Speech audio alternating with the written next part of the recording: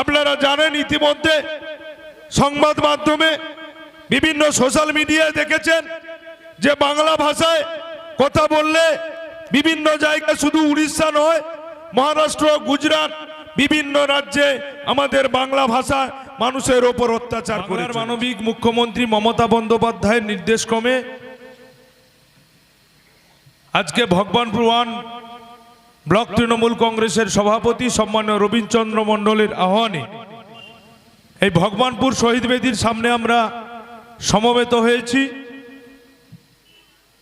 নানুর দিবস এবং আমাদের বাংলা ভাষা আন্দোলন কর্মসূচি মঞ্চে উপস্থিত রয়েছেন আজকে সভার সভাপতি তথা ভগবানপুর 1 ব্লক তৃণমূল কংগ্রেসের সভাপতি সম্মানীয় রবীন্দ্রচন্দ্র মণ্ডল মহাশয়।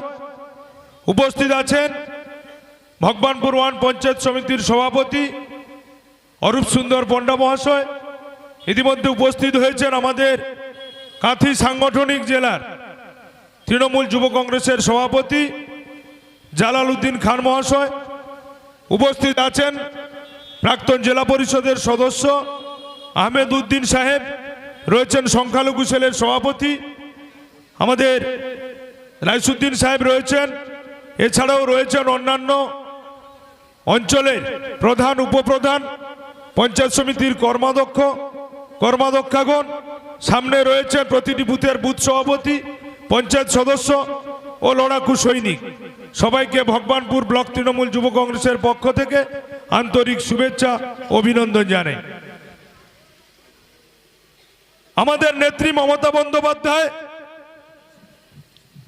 1993 সালে 21শে জুলাই আমাদের 13 জন যে তরচাজা যুবকর্মী ছিলেন তাদেরকে সিপিএম এর হারমাত্রা হত্যা করেছিলেন। তাই আমরা প্রত্যেক বছর 21শে জুলাই আমরা ধর্মতলায় শহীদ দিবস পালন করি। আবার 1998 সালের 1 জানুয়ারি আমাদের বাংলার মুখ্যমন্ত্রী মমতা বন্দ্যোপাধ্যায় নতুন দল গঠন করেছিলেন। তারপরেই 2000 সালে 27শে জুলাই নানুরে যেভাবে আমাদের ক্ষেত মজুরদের ওপর অত্যাচার করে যাদেরকে সিপিএম এর হারমাত্রা নৃশংসভাবে খুন করেছে, তারই প্রতিবাদে প্রত্যেক বছর 27শে জুলাই আমরা নানুর দিবস হিসেবে পালন করি। আমি ওনাদের আত্মার শান্তি কামনা করি এবং ওনার পরিবারের প্রতি আরো একবার সমবেদনা জানাই। এবং আমাদের নেত্রী মুখ্যমন্ত্রী মমতা বন্দ্যোপাধ্যায় আজকে আরো একটি কর্মসূচি, যেটা হচ্ছে ভাষা আন্দোলন কর্মসূচি শুরু করেছেন। আজ থেকে আমরা প্রতিটি ব্লকে, প্রতিটি অঞ্চলে, প্রতিটি বুথে আমরা সেই কর্মসূচি শুরু করব। কয়েকদিন আগে দেখেছেন উড়িষ্যাতে বাংলা ভাষায় যারা পরিযায়ী শ্রমিক, যারা আজকে পেটের দায়ে আমাদের রাজ্য শুধু নয় বিভিন্ন রাজ্যে বসবাস করছে বা কাজের সন্ধান গিয়েছে, তাদেরকে বাংলা ভাষায় কথা বলার জন্য ট্রেন লাইনের ধারে গিয়ে বেধড়ক মারধর করছে। ইতিমধ্যে আমাদের ভগবানপুর ব্লকেও রয়েছে, ইতিমধ্যে আমাদের এই ভগবানপুর অঞ্চল রয়েছেন, উনি আসতে পারেননি, উনাকেও বেধড়ক মারধর করেছে, উনি এখন মৃত্যুর সঙ্গে পাঞ্জা লড়ছেন।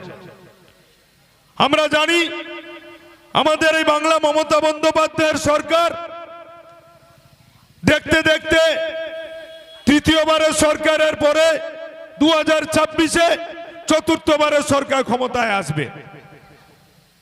আজকে আপনারা জানেন 2011 সালের পরে বাংলার মানবিক মুখ্যমন্ত্রী মমতা বন্দ্যোপাধ্যায় সরকার আসার পরে যেভাবে মানুষরা খুব ভদ্রভাবে এলাকায় বসবাস করতে পারছে, বিগত দিনের সরকার যারা বামফ্রন্ট 34 বছর, সিপিএম এর তখন বুদ্ধদেব ভট্টাচার্য কিংবা জ্যোতি বসু, তাদের পুলিশ বাহিনী দিয়ে বা সিপিএম এর যারা লাঠি বাহিনী ছিলেন তারা যেভাবে মানুষের ওপর অত্যাচার করেছে, ঘর লুট থেকে শুরু করে মাছ লুট থেকে শুরু করে বিভিন্ন এলাকায় আমাদের যারা কংগ্রেস বা তৃণমূল কংগ্রেসের সৈনিকদের ওপর নির্যাতন করে চলেছে। আমি 2000 সালে ঠিক আমরা দেখেছি আমাদের পূর্ব মেদিনীপুর পশ্চিম মেদিনীপুর বর্ডারে কেলেঘাই নদীর পাড়ে আমি দেখেছি প্রায় 30 থেকে 40 জন মানুষকে হত্যা করে লোকপিট পুলের নিচে গর্ত খুলে গেড়ে দেওয়া হয়েছে। আমরা শব্দ পেয়েছি, নদীর বাঁধে অবস্থিত ছিলাম আমরা, সেই সন্ত্রাস দেখেছি। বর্তমানে মমতা বন্দ্যোপাধ্যায়ের সরকার আসার পরে আমরা হিন্দু, আমরা মুসলমান, আমরা শিখ, বুদ্ধ, জৈন সবাই কিন্তু আমরা একই ছাতার তলায় আমরা সংঘবদ্ধভাবে বসবাস করেছি। আমরা একই বৃন্তে দুটি কুসুম, হিন্দু মুসলমান, মুসলিম তার নয়নমণি, হিন্দু তাহার প্রাণ। আমরা কোনো রকম ভাবে জাতি ভেদাভেদকে আমরা বরখাস্ত করছি না, আমরা সবাইকে নিয়ে চলার চেষ্টা করেছি। আগামী দিনেও আমাদের নেতা রবীন্দ্রচন্দ্র মণ্ডল মহাশয় যেমন নির্দেশ দিবেন, আমরা প্রত্যেকটি অঞ্চলে প্রত্যেকটি বুথে এই ভাষা আন্দোলন নিয়ে আমরা পৌঁছে যাব, আপনারাও তাতে সামিল হবেন। যাই হোক, অন্যান্য বক্তারা রয়েছেন, বলবেন বিশদ আকারে। সবাইকে আমার পক্ষ থেকে আরো একবার আন্তরিক শুভেচ্ছা, বড়দের প্রণাম জানিয়ে আমার ছোট্ট কথা শেষ করছি। নমস্কার। তৃণমূল কংগ্রেস জিন্দাবাদ, মমতা বন্দ্যোপাধ্যায় জিন্দাবাদ, অভিষেক বন্দ্যোপাধ্যায় জিন্দাবাদ। আমাদের ভগবানপুরের ভূমিপত্র ব্লক তৃণমূল কংগ্রেসের সভাপতি রবীন্দ্রচন্দ্র মণ্ডল জিন্দাবাদ।